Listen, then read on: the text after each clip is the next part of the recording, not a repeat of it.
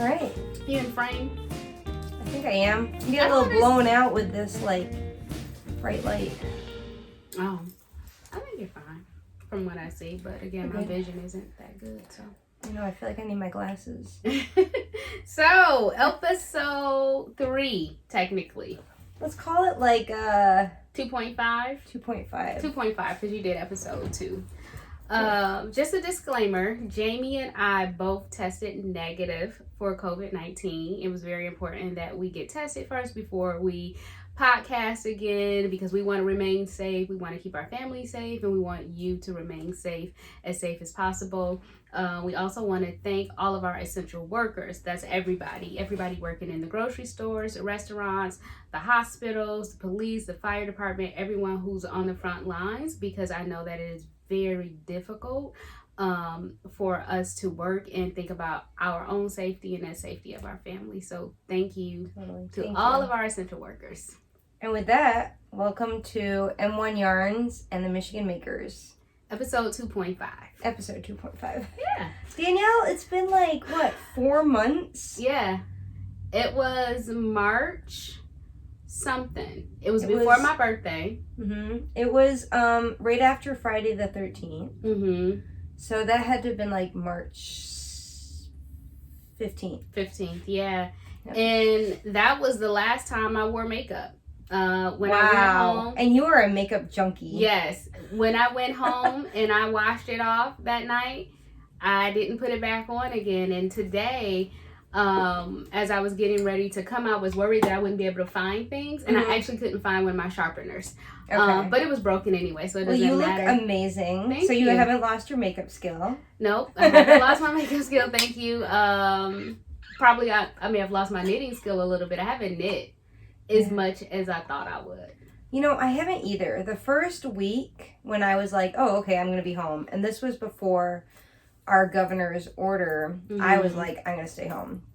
I was like, oh, I'm going to spend probably 2 or 3 weeks on the couch knitting my heart out, and then life will return to normal. Mm-hmm. And I was on a roll for a good minute with my projects. Mm-hmm. But then, I don't know. I think like we all go through like COVID-itis or whatever we want to call it. Mm-hmm. Like the mental trappings, or, you know, the process differently. And I slowed down. I got bored. It wasn't like the Knit Your Heart Out fest that I thought it would be. Yeah, I started out with the Knit Your Heart Out Fest. And I think that started in March. Mm-hmm. And then I would say around May, I started to slow down. Okay. Because so many other things were going on with school, graduation, students mourning the loss of their graduation, what we wanted to do as a leadership team. Just a lot of things started happening during that time, and I just kind of lost the desire to knit or to finish a project. So yeah. So this is actually my first time picking this up. And what is this?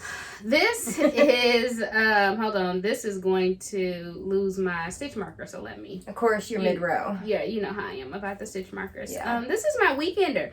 So this is hilarious. Remember when we did our first podcast and I was joining the Andrea Mowry knit along, and I did too. And I said there is no reason for this not to be done before we podcast again. You have to be careful of what you say. Yeah. So there was a reason that this isn't done, because this is like my second,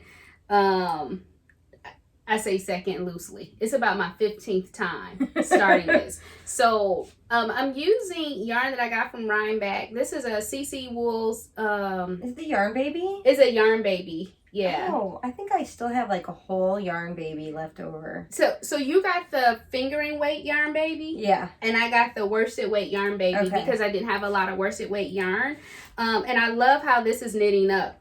So the original yarn that I was using was just too soft and just too weird. Yeah. And I'm going to use it for something else, and I'll probably make Raven something with it, but I just did not love the way that it was knitting up.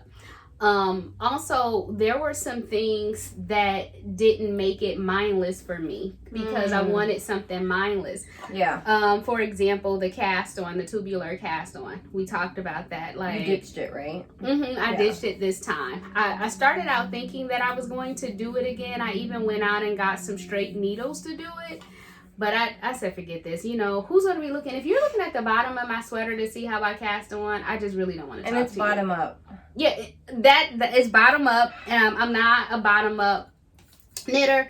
And then the seam, I changed the seam a little bit because it was some thinking in, did I remember to slip or did I purl? And it was too much. And so once I decided that I was going to knit it the way that I wanted to knit it, yeah, and change the yarn. So changing the yarn made all of the difference in the world. So here I am. I have to do, I think, 15 inches. And then I'm going to split for sleeves. So this is something that I plan on having done for fall. This is with the colors and everything. This is definitely a fall sweater throw over. And it's designed kind of hip length, right? Okay, and are you going to do that? Probably. Well, I think if I do the exact measurements of the pattern, that is automatically going to be that, because there's a lot of positive ease to it. I can't tell you exactly because I don't have the pattern in front of me, but there's a lot of positive ease. And I'm thinking that if I do 15 inches and then split for sleeves, that is probably going to hit at the hips. Okay, cool. Yeah. That's really pretty yarn. I know. I love the way that this is knitting up. A lot of times, I don't know if you do this, when you get yarn, do you worry about the way that it's going to knit up? Because it's cute when it's in a hank, but then you get like this fear that it's going to knit up ugly. Yeah. Yeah. I was worried. But it didn't. Actually, I went on Ravelry and I put the name of this colorway in, and I actually saw the way that it knit up before I actually started knitting. Yeah. Yeah. Nice. Whips. I was gonna say, oh, is that all you were gonna say on that? Are we talking about whips? Are we? I don't know. You said whips. So I can throw this one in. So this is socks. This is FO/whips because if you notice, there are no heels. These are Reggie's Father's Day socks. Nice. So I actually had to borrow them back from him so I can bring them. So I went out the house and I went back in the house. I was like, oh, I got to grab your socks so I can talk about them. So these are afterthought socks that I need to add the heel. He's working from home. I'm working from home. So nobody's wearing socks. It's no big rush. Yeah. All right, cool. And that's all I have for whips. All I have for whips is, so the other day I posted FO photos for my Vivien halter by Ponder Ply. I knit it with cotton that I dyed, and after I had posted it and looked at it and wore it, I thought, you know what, I really love it. I think it fits really well. But there are two things that I would do differently if I were to knit it again, which I am planning to knit it again.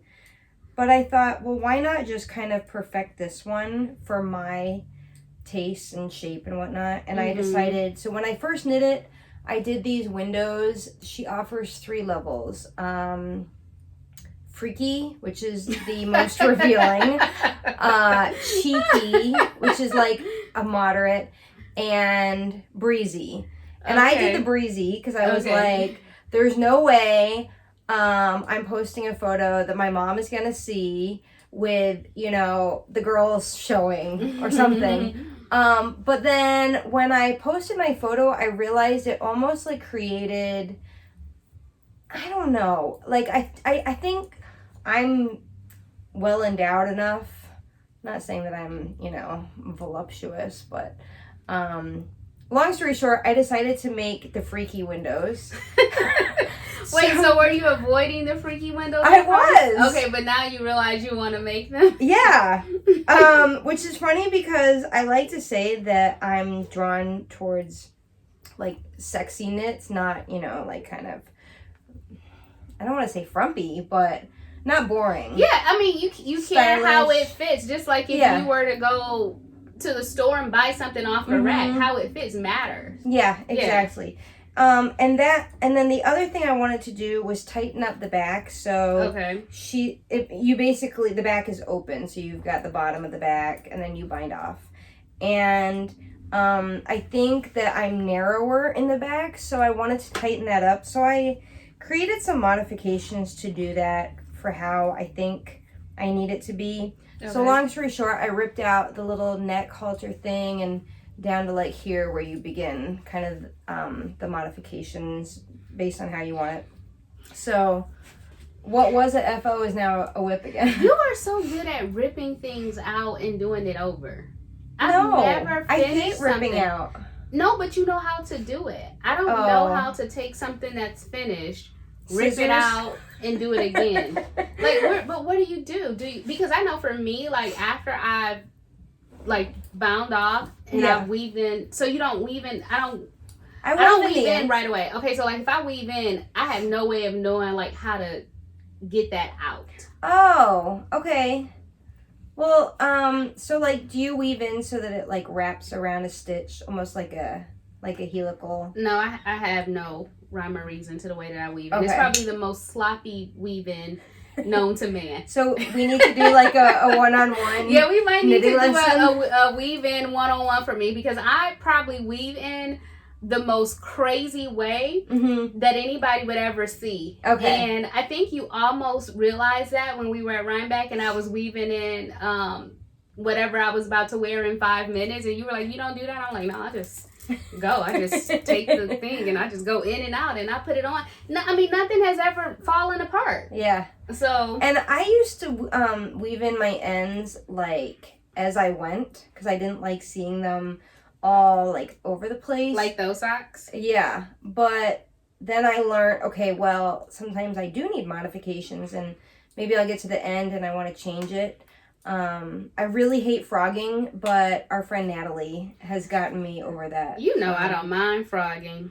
Yeah. I will frog something in a minute. If it's not bringing me joy and I'm just trying to get it done, for what? If I'm not going to wear it, there's no point, because my goal this year was to knit more wearables. That's why I learned to knit, because I felt like there were some things that were more wearable than others, and so I'm not gonna make something and spend all of that time and not be happy with the way that it looks or fits. You can hide that behind you. What is that? My water bottle. Oh, okay.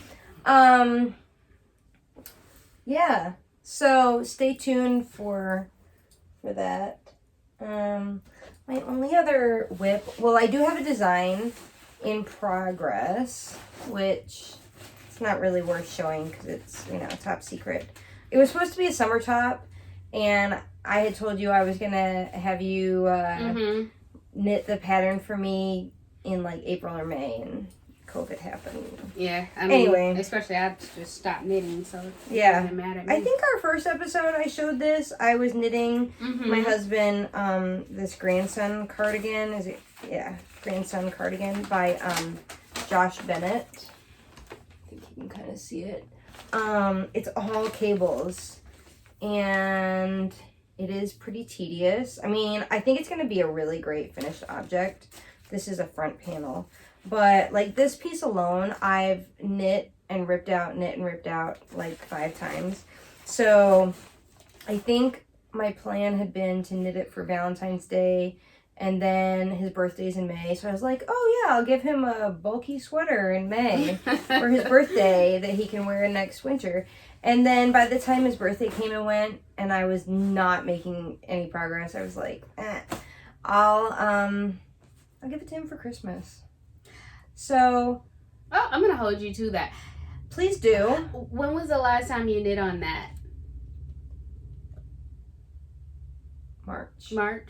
Okay. Probably like right after we podcast. See, I don't think that there's any shame in having a whip sit for a long time. Because remember the cardigan that I knit? Was it the peacoat? I forget the name of it. It was like a peachy color. It's like red, white, and bluish. I had it on the last podcast. It was Pico. I got the buttons for it. Mm-hmm. That sat for a very long time. It was like a year or more. I felt like it was more than a year because I was just learning to knit and I wasn't very confident in like the finished product. And so when I became a more confident knitter, I picked it up again, and it was like I never like sat it down, and I just worked on it. So I don't think there's any shame in sitting something down and not. That's the glory of knitting. Mm-hmm. You can sit it down, or crocheting. You can sit it down. I got a crochet blanket that I need to continue to work on. You can sit it down and pick it back up whenever you feel like it. Now, you're kind of a monogamous. Say that fast. Knitter. Right? I just started working on that this year. Because maybe 4 or 5 years ago, I would have 10 or 12 projects going at once, and that doesn't work for my anxiety. Like I feel like things are out of control if I don't have my hands on everything. So now I'll do like 2, maybe 3. Yeah, I cut down. I definitely cut down. What I try to do is have a sweater going and socks. Okay. So I can switch between the two. Portable and... Mm-hmm. But if we were going to Rhinebeck this year, I can imagine that I would probably have like 2 sweaters going at the same time. Because of course I need 2 new sweaters. I can't wear any of the old sweaters because people already saw me in those. And then really you would need like a Friday and a Saturday and a probably Sunday. Yeah. And Sunday is a good day to wear an old sweater. Mm-hmm. That's what I did last year. But so I've become more of a monogamous knitter, mainly because I want to finish things and I don't want things to sit for a whole year. But honestly, if I get bored and I feel like I want to cast on something else, I am. For example, the shirts that we're wearing right now. Let's talk about what we're wearing. So we're both wearing the My Secret crop top. Totally unplanned. No, this is the Ripple Bralette DK. Oh, then we're not wearing the same thing. Right. We just both have ripples like going. Ripples. Yeah, because you have more of a V-neck. So, but they're both Jessie Made patterns. And I love her patterns. And I'm going to make another one. But we're both wearing Jessie Made pattern. And I did knit this along with a couple other things that I have over here when we talk about FOs. And I was knitting 3 at a time. Okay. Yeah.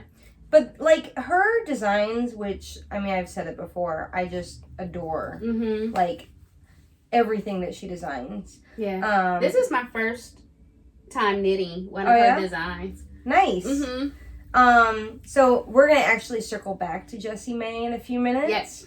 But, yeah, that green is gorgeous. I love that. So, thank you. I've been wanting to knit that design, the secret... You didn't knit this?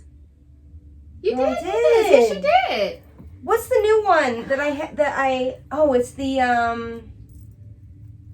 I can't look it up on my phone. I don't know. It's the like her design was done in black and it almost looked like a linen-y kind of. Did you post it on Instagram? No. Oh, I don't know then. Anyway. I'll go to your Instagram and see. Or go to her Instagram and see. I've knit so many Jessie May tops I can't remember which ones I knit. But you should be like a Jessie May ambassador. I would love that. Is there such thing as a Jessie May ambassador? I don't know, but Jessie, if you're watching, I will dye yarn for you. I will model your knits. Because you need me to knit every single pattern from Jessie May. You know which one I've been dying to do is the I said I was gonna do the Bubble V. That's the one. I love that. Bubble V. Oh, you're talking about this one, the new one? Yes. Wait a minute. The Summer Secret Crop, the new one that just came out. Oh, this was my little secret. Yeah, crop. But I think you said you wanted to do this one. Mm-hmm. Oh wait, show the camera that if you would please. Okay, let me go back here. I mean it's basically can I see like this? A lighter. I hope they can see this. Like put your hand behind so they don't. Turn your phone. My phone is I feel my like phone. we're the grocery. My hand behind it doesn't make a difference. It's focusing on your face. The background is on the phone. Anyway. Go to Jessie Made. Go to Jessie Mae's Instagram. Yeah. Anyway, that's just basically like a lighter. And it's not rippled. Okay. Oh, it's not. No. So you just go. Yeah. So I will say, because I do not love ribbing. I don't either. I do not love ribbing, and whenever I'm making socks, I am so happy to be past the ribbing. It's just like anything with ribbing, I just can't wait to be done with it. So this was all ribbing. And you're not a continental knitter. I'm not a continental knitter. And I am. I don't plan on being one. Okay. And I just want to be me. I think that helps because you can like more easily transition between. Is that it? I've tried it. I've tried it a couple times. Okay. I felt like it has slowed me down. I'm already knitting at a snail's pace. I don't need to be, knitting any slower than that. But I survived this whole ripple thing, and I'm gonna make another one because I want to use up some stash yarn that I have. This was stash yarn, and I had like one skein. Yeah, and it's a one skein wonder too. Yeah. And you know what? It's short enough, and I mean brief enough, not short. I mean, I guess it is. I guess I got mine kind of cropped here. You but can knit it. I'm a 40-year-old mom. I ain't trying to. I get so much wear out of this. Like, this is my first time wearing this. Get out. I mean, where am I gonna wear it to? I know. But yeah.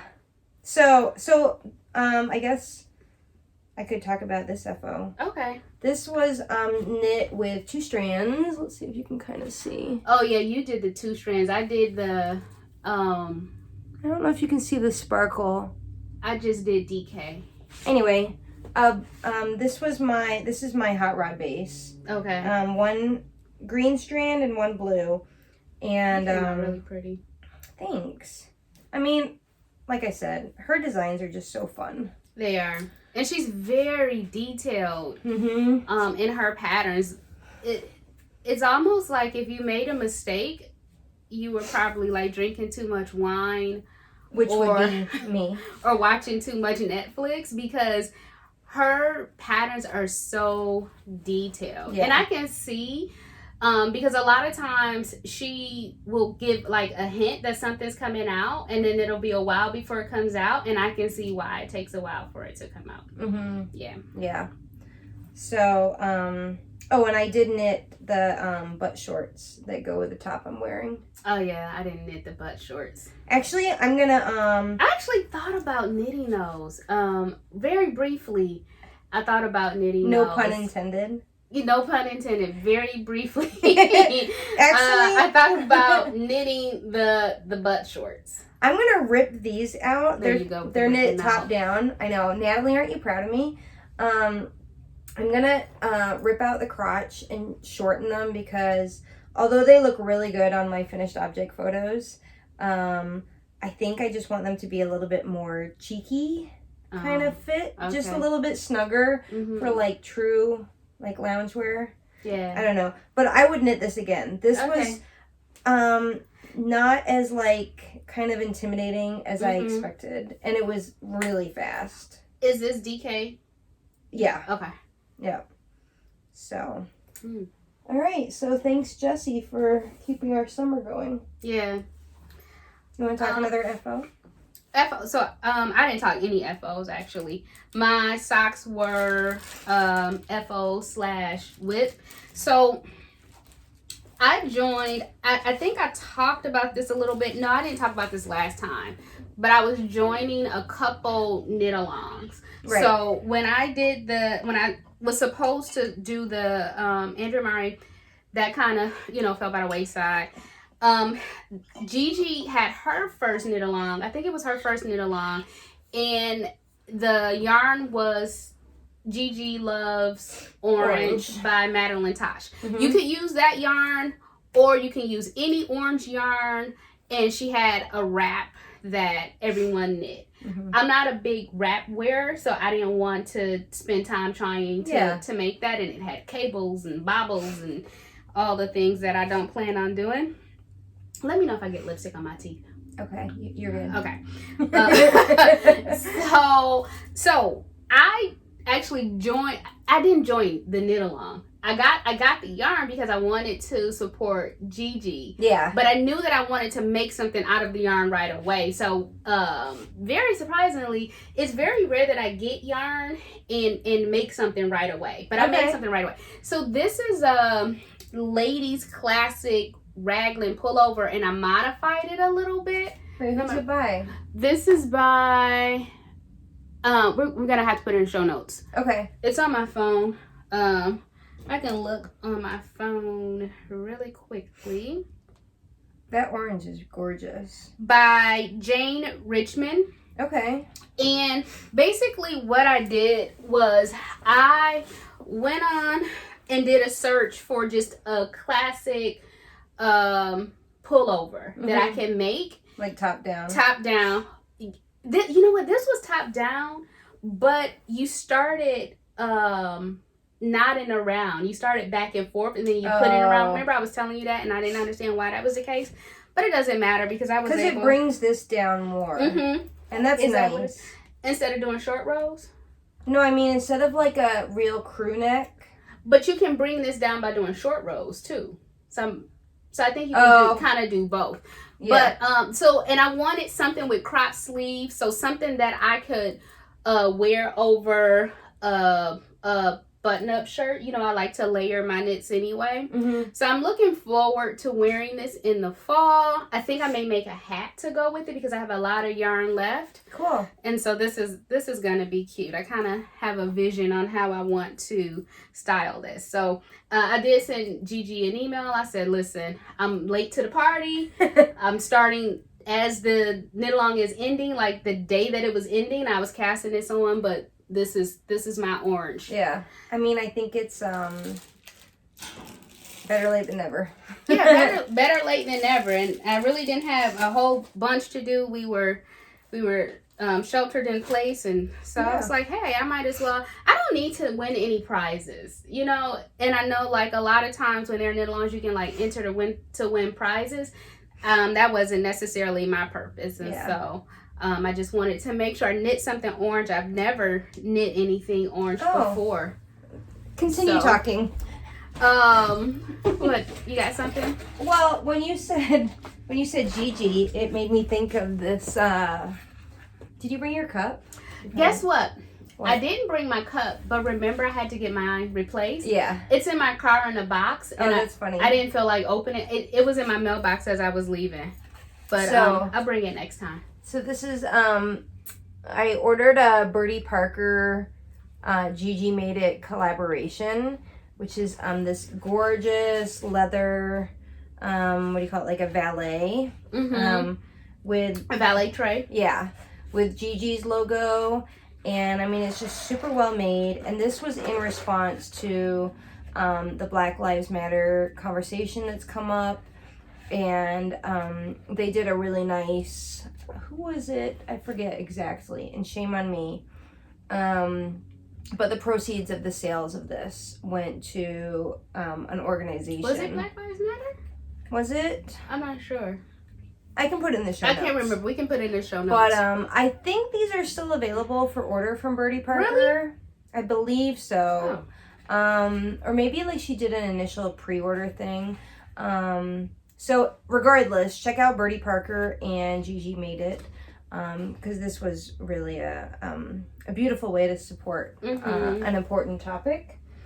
Yeah, mine's Stand in the Gap tumbler is in the car, and I don't want to go back to it.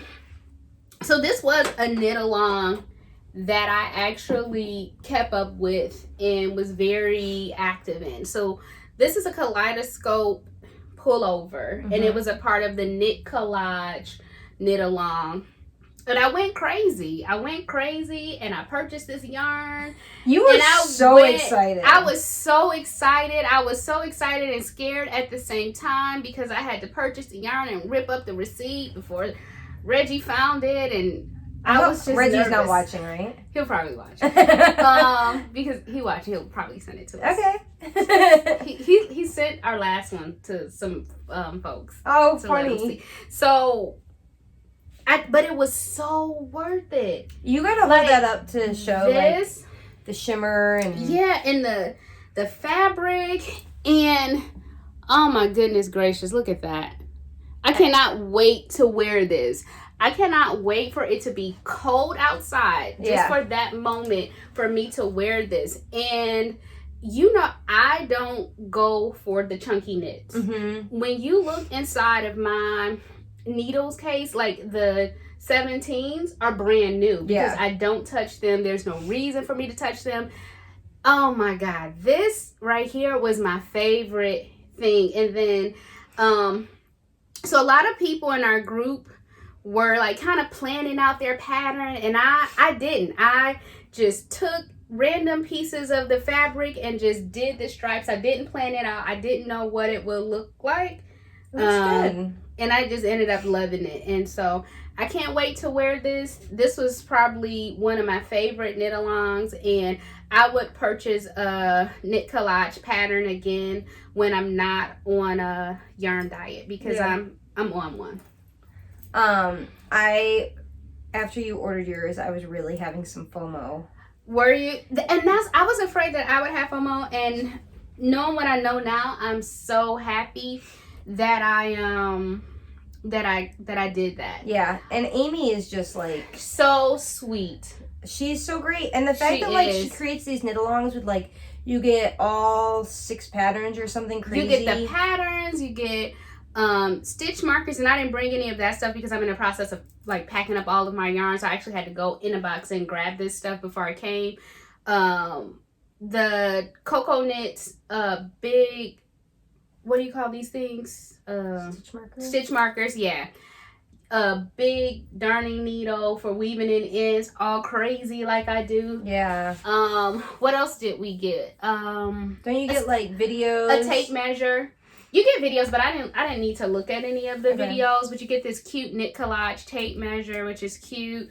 And the fact that her business supports, you know, so many women who are working on spinning the yarn, and they're all like, they really, you know, just are empowered by, I mean, trying to see her business model is just amazing. I don't have it in here. I thought I put it in here, but it's probably in another bag. But everything comes in this little cute bag here. Cool. So yeah, I'm gonna have to do the next round of you should knit along. Yeah, I need it to be next year because I'm not gonna be able to afford to do it this year. Yeah. So yeah, that is that. I got some yarn. I bought some yarn, but I can talk about that later. Okay. You can talk about your FO, and then I can talk about some yarn that I got. Because it's been like so long since we podcasted, I feel like I'm resurrecting. I can't wait to make that. You are going to love it, especially since you love the ranunculus. So this is the Love Note sweater, and I knit this. So cute and cropped. And feel it. Oh my God. I love the way this feels. So I knit this with my 2-seater marled sock yarn, held with my alpaca silk yarn, which I call Surrey Silk Street. So you can just barely kind of see the marling effect, and this was really a joy to knit, and I feel like I'm gonna get a lot of wear out of it come fall. Oh, wow. I can't wait. I actually have a few kits that I can use. Okay.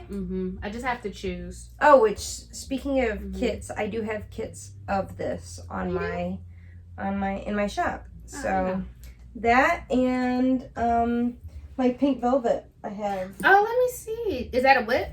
No. Oh, you finished? Yeah, and I took FO photos right before. Oh, that's what you were talking over. about. I didn't know what you were talking about. So I finished this the other day, and let's see.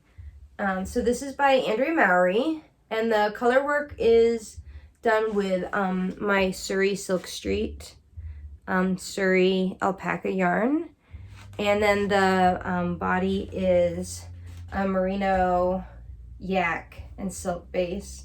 So the color work was really fun. I really enjoyed it, and at first I was kind of like, is it gonna be tedious? It was not. It was great. Color work isn't that tedious. Yeah. But then I landed on Sleeve Island.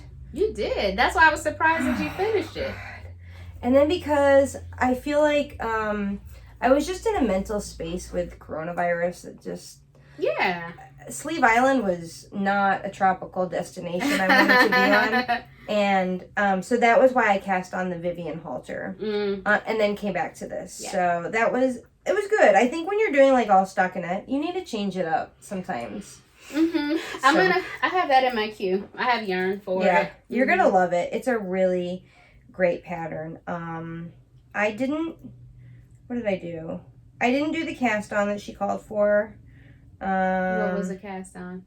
Probably the tubular or something. I don't know. I'm never doing that. That was like 3 months ago that I cast it on. So listen, if the only way I would do the tubular cast on is if someone writes, this pattern does not work if you do another one. You cannot do this without doing tubular cast on. Yeah. That is the only way. Other than that, if you're looking at my cast on, I don't even want to talk to you. Yeah. So this is a judgment-free zone. It is. It's a judgment-free zone. Like, there are some things that I just wouldn't do. You know what? That's the beauty of like tailoring each piece custom to you. Because like I always have to shorten my sleeves. Me too. I mean, I generally, have to like kind of crop the waist a little bit.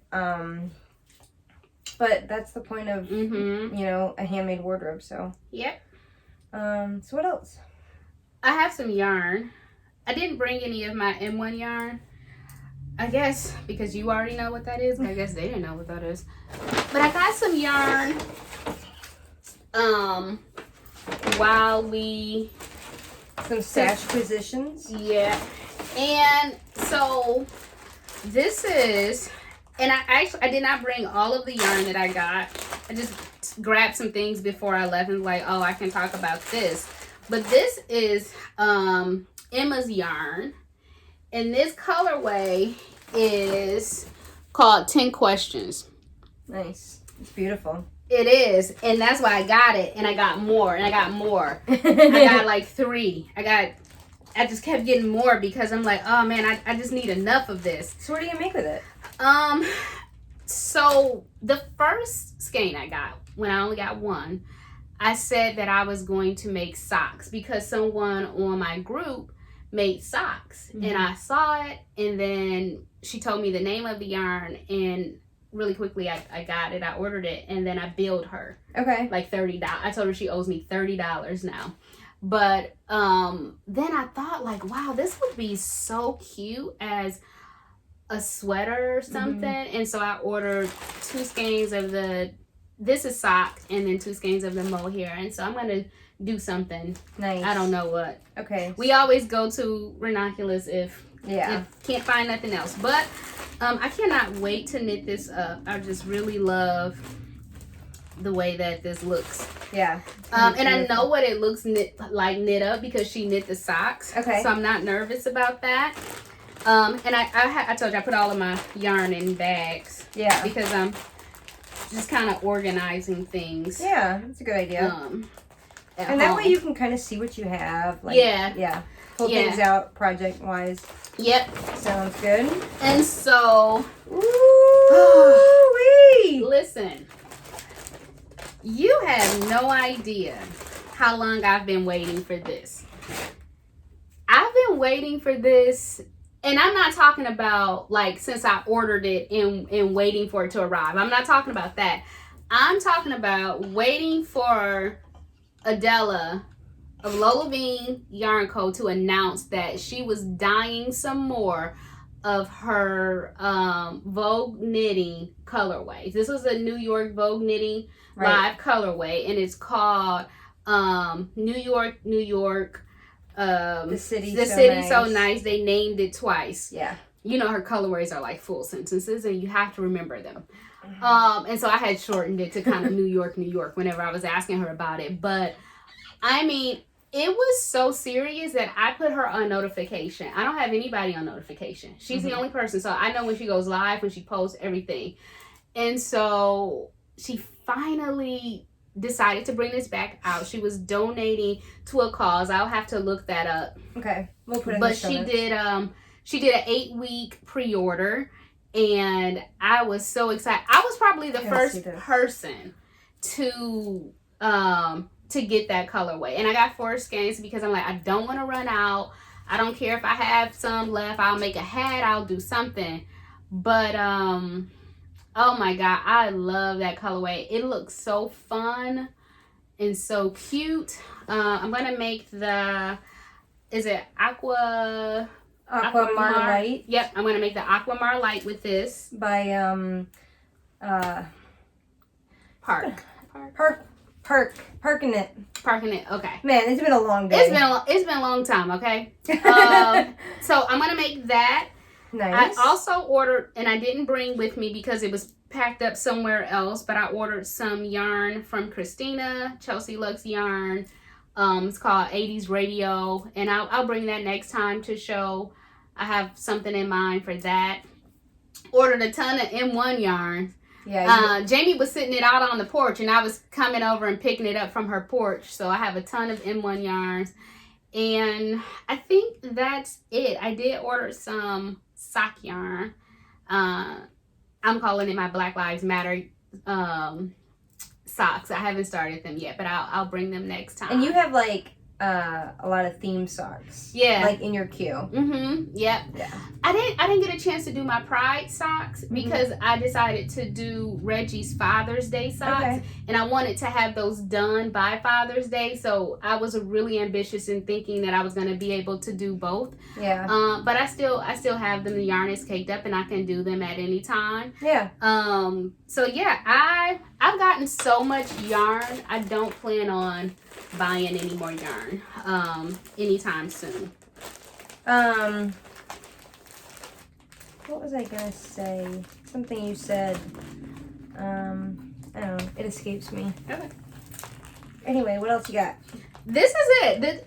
Remember I told you I almost forgot to bring anything. So I just grabbed a few like yarn that I purchased, and 2 FOs, 3 if I count Reggie socks, and I ran out the door. So that's it. I've got a stash position, but I have to go and grab it. Wait a minute. Oh, you're uh-oh, let me watch out for you. I bought a spinning wheel. That looks cool. Yeah. You can build one of those. So the story with this is, and I'm going to set this down so you don't hit me? Yeah, pretty much. We don't need to have any violence occur on the podcast. We're non-violent. This is a violence-free podcast. So how did it start? It might have been like at Rhinebeck. You've talked about it for a while. Yeah. Because, I mean, as they say, like, the fiber world is a slippery slope. Mm-hmm. You know, once you knit, maybe you want to crochet or vice versa. Mm-hmm. And then, you know, like, I got into dyeing, obviously. And as my husband always says, dyeing yarn. If I just say dyeing... Oh, my God. When I say my friend...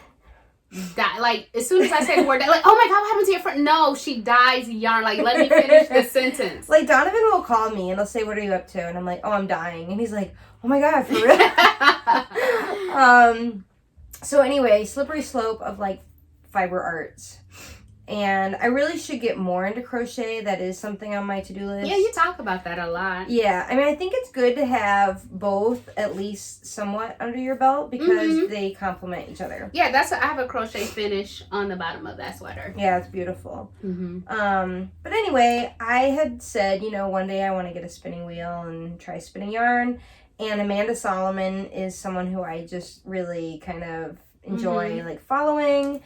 I met her at Rhinebeck last fall, and I kind of put like in the back of my mind, if I come across a wheel at the right time and the sun and the moon align and all that jazz, I'm going to get one, even if I don't really use it a lot until I'm, you know, old and gray, which is happening faster than... Anyway, but so I guess what happened was I was thinking I was going to buy a used one just, to kind of get my feet wet. Okay. And I had looked on Facebook Marketplace and came across one from a lady who lives in the Metro Detroit area. And she had it listed as a Zephyr. And I'm like, I don't really know what that is. I reached out to her and said, is it available? Blah, blah, blah. She said yes. I never used Facebook Messenger. So it just kind of sat like an unread message forever. Oh, you forgot to go back. Yeah, and it just wasn't a priority. And then I got an alert, like in May, that she had lowered the price. And I messaged her again. I just said, oh, is it still available? She said, yeah, make me an offer. And I was like, wait a minute, you just lowered the price. Well, that could mean that she was willing to accept a lower price than what she was offering. Yeah. So long story short, I did my research very quickly. Went out and got it. So it turns out this wheel is a guy in Kauai was a woodworker and wanted to start his own spinning wheel company. And I could be totally wrong about this story, so if I am, comment below. But he created the design and he wanted to get it tested, but because he's on an island, he didn't have like a big community of spinners to network with to test it. So he decided to basically just sell the woodworking plans. And this lady I bought it from, her husband was a woodworker. He built two, one for her. She didn't use it very often or knit very much. And then one for her sister, who apparently lives nearby me, uses it all the time. And this, so she was selling hers.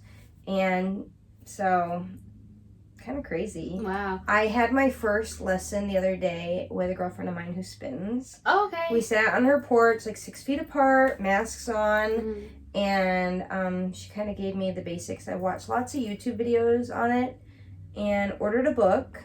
But if you're a spinner and you have tips or tricks or, good resources for me, I would totally love to, comment below.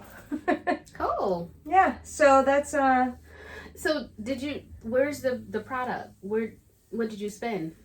Oh, I haven't spun anything. Well, I started to. Hold on. I do have some fiber, some like just undyed stuff, but I just have to show this off. Okay.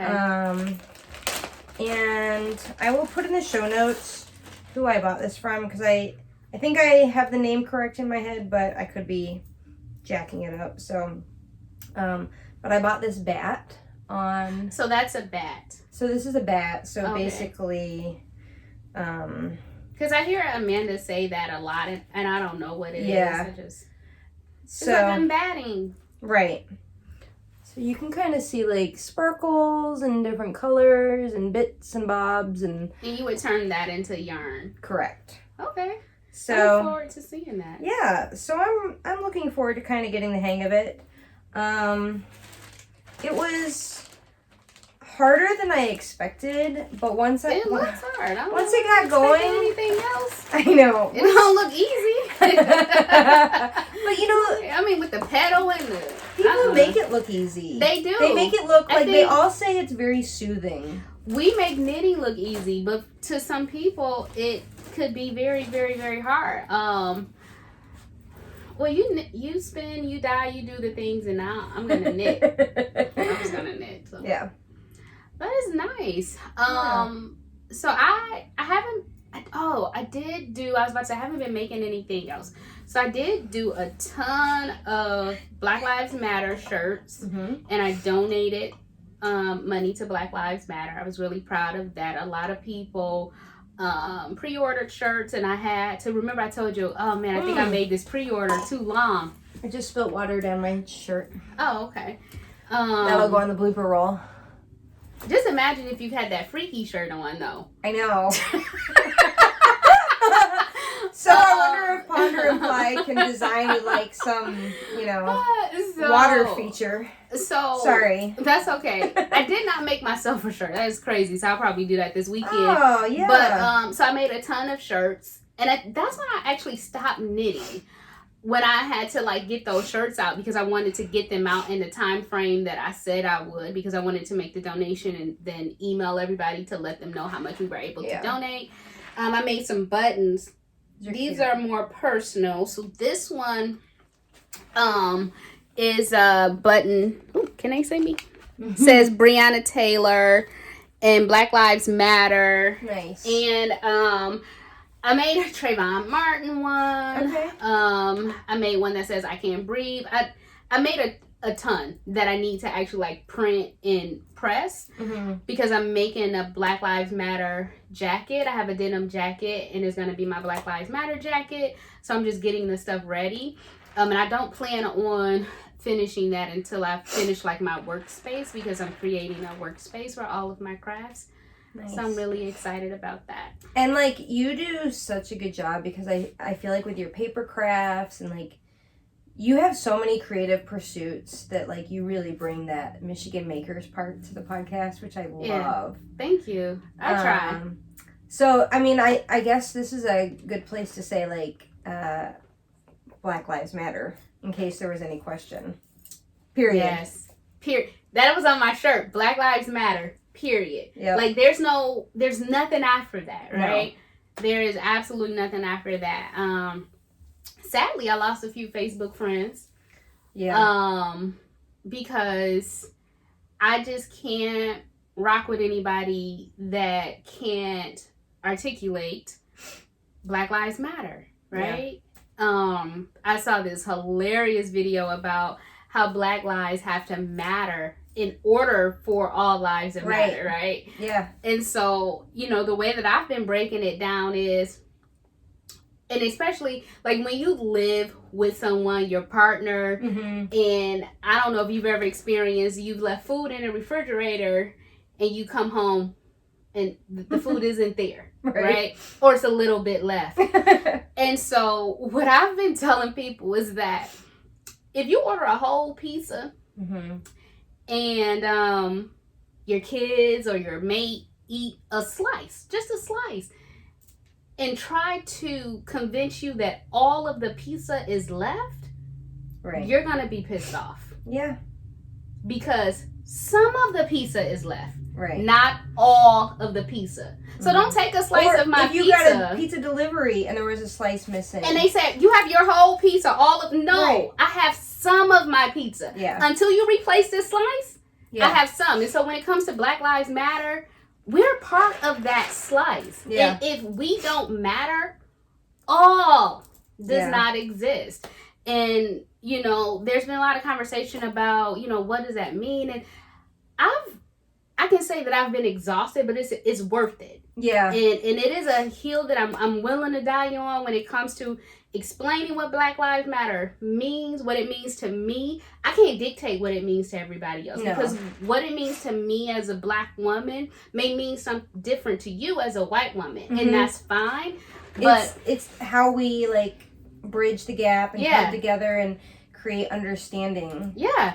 And there are some things that you'll never understand that I'm okay with that. But if you're willing to learn and grow, that matters to me the most. Yeah. And so I remember we were in Rhinebeck and we were driving somewhere and we were kind of talking about like schools. I remember this exactly. And it was eye-opening for me because and in case you don't follow me on Instagram or know me in my personal life, my husband is Black. And so obviously that experience has opened my eyes beyond like just having Black friends or being raised in a diverse school or whatever life experience you want to throw. But what you said, and please explain it, I just want to, like, it had never occurred to me. We were talking about like how kids are zoned into certain schools, right? And I said something about, you know, being Black almost meant you had to go to a bad school. And you were like, no, you can't. Why am I doing this voice? Because that is not how you sound. You didn't sound like, no, you didn't sound like that. I probably did. But you were kind of like, in your mind, which I can understand, was that it was a choice. And I'm like, no, now this is a whole different conversation about redlining which I had never what heard happens. of. you know, when my grandmother tried to buy her house, how that probably was really difficult for her, and how her neighborhood started to change, right? And then the tax dollars started to change. Reggie mom, God rest her soul, before she died, we had a long conversation about what it took for them to get their house, right? And then what happened to the tax dollars there, then what happened to the school system there. And that's that whole systemic. That's the whole systemic part. And it's like, when we were driving, I recognized in that moment, like, okay, this is a disruptive moment for Jamie. And this is a moment, and I know we would probably revisit it because we didn't get a chance to like really get into it then. But I'm like, oh, Jamie doesn't necessarily understand this, and I can understand that. But a lot of people don't understand race as a system because they don't understand all of these things that took place that got us here. All of the small things, you know. I mean, I will admit, you know, growing up, I was raised in a predominantly white, you know, middle class neighborhood. My dad was in the military. When we moved around a lot before he retired, I went to very diverse, I mean, just the military schools, you know, were very diverse. I felt like that, and because the message at home was like, you know, don't judge someone based on their cover, you know, the book by the cover. But it wasn't until I was an adult that shift in your thinking started to occur, where you like have to break down, okay, it's not enough to just be not racist. Right. You know, it's not enough to say, oh, I love you, you know, despite or because that you're black or you're Asian or whatever. Like, it's not enough. And then, and I think that is one of the best parts about the conversation in society right now. For me as a white person, is like really educating myself, taking the time. I'm reading 3 interesting books right now, which I'll put in the show notes. But one is touching really deeply on the whole redlining thing. Which I had never honestly heard of until we had that conversation. Honestly, it wasn't something that I understood until I was an educator. And I can then think back to how it impacted my life, how it impacted my education, everything. How it impacted how I performed as a college student, why I was the first person in my family to go to college. Like, it made so much sense. And when we hear redlining, people think you're talking about damn car insurance. That's minor, right? That's minor. We're talking about like where I live and what does this mean for the trajectory of my life, my zip code, my street address. What does that mean? We have to do better. Like, our kids in the future of the world just deserve better. And it just makes me think about the shift in the conversation from diversity and inclusion to being anti-racist. Diversity and inclusion, that's cute. That is so cute that everybody's sitting in the room and everybody's looking different and everybody's included. What's not cute is when people are racist. And that's the shift. And I can disagree with anybody on anything, and I can move on and move past it. What I will not disagree on and be okay with it, we're never going to agree to disagree when it comes to racism for any race. And I've always been like that for anybody, like any discrimination against gay people, against short people, tall people, Indian people, Asian people. I'm not standing for it. I agree. And if I didn't name the people, it's just because it's a long list of people. and I'm not. No. So. So it's been really, really heavy. It's been really, really heavy these last couple of months. And I would say it's been really, really heavy for a really long time. It just came to a head these last couple of months. And you know what? If this is the catalyst for a better tomorrow, a better 2021, you know, each of us has to put in that hard work, that, you know, educating yourself, having conversations, having hard conversations, calling people out and calling people in, and looking, you know, examining, you know, what goals we can set to really make systemic changes. Yeah. It's a lot. It is a lot. And that's why I'm wearing Breonna Taylor today, because guess what? Her murderers are still free. Yeah. And we need to change that. And it's really sad that we have to fight this hard, because guess what? If I went out and I killed somebody right now, my ass will be in jail. Yeah. You will not be able to talk to me. And I wouldn't be able to knit. And we wouldn't be able to podcast. Right. Anything else? We were going to talk about who was knit worthy. I think we can save that for next time. Maybe I'll have some progress on that knitworthy cardigan. Yeah. So we talked about FOs. We talked about whips. Anything else? Let's come back to Jessie May. Oh, yeah. We got something coming up. Because we've had several conversations over the last few months. We knew that when we got back to podcasting again, which thank you all for your patience. Podcasting alone for me in April was so boring. And I have a 4-year-old who's constantly climbing all over me. She wants to be in a mix. You would not love to see my podcast with her. Yeah. No. She's cute, but... Right. Yeah.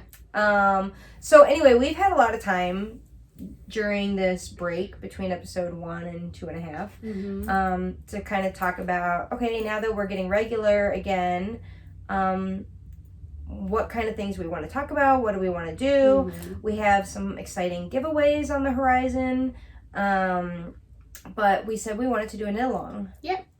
And you actually picked the design. Yeah, I wanted something simple. Yeah. Nothing too complicated. Something that I can keep up with. So this is our like casual first hint that we're doing knit along. I think we said we're going to start at September 1st. September 1st. Jessie Made pattern. And we can keep that a secret. Let's keep that a secret. Okay. Let's keep them in suspense. Yeah. Jessie Made pattern. This may be our Rhineback sweater, because even though Rhineback will probably happen virtually, I mean, we know that it's not happening in person, and we talked about this last time. Yeah. I mean, just imagine, like, we talked about this in March, and I was like, oh, I hope Rhineback isn't canceled. I gotta stop saying stuff. Yeah. Because I'm afraid that the stuff that I'm saying is coming true. I know. I'm gonna win $1 million. I had 2 festivals I was vending at this summer. Both got canceled. I've done some virtual. They are great, and I've gotten a lot of really good feedback from people who I've met through the virtual. Okay. I did a couple Vogue virtual. Yeah, I logged on to one. Yeah, that was really fun. And I all of the people who I either chatted with or got feedback afterwards said that they hope that these virtual things are now becoming like kind of intermixed in the live, because it was a nice way to really connect. It is. And you don't have to pay for airfare and a B&B or anything like that. So it's kind of like budget conscious too. So yeah, more to spend on other things. So we're going to do a knit along. What we knit along will be, I know, my Rhineback sweater. And whatever fashion I'm wearing that in my living room. One of them. I'll probably make more than one. I'll see. It depends on just with everything with school, and I don't know what's happening with school, but my time, I know I will have at least one. I already have the yarn. I purchased the yarn from Jamie here. So I'm excited. Yeah, I've got my yarn ready. So stay tuned. Next time we'll tell you which pattern, and we're gonna talk to Jessie too, so she'll know. Yeah. Anything else before we sign off? I don't think so. I think we covered it. All right. We're at, we just crossed the hour mark. Yeah, we crossed the hour mark. So now's a good time to say goodbye. Wind it down. So thank you for tuning in. Yeah. Thanks for coming over. You're welcome. Don't forget to click like and subscribe. Subscribe right below. Tell your friends about it, and we are so happy to be podcasting again, and hopefully we'll be on again. Did we say our names in the beginning? No, well, I said your name quite a bit. I said Jamie, and you called me Danielle. So Okay. I'm wondering. I think they got it. We're Danielle and Jamie. I'm Danielle. This is Jamie. And we're signing off. We're going to get the whole intro and outro down by episode 4. Yeah, this is 2.5. Yeah, Hey, so we got like 1.5 to go. You get what you get. You get what you get. All right. Thanks for joining us. Bye. Bye.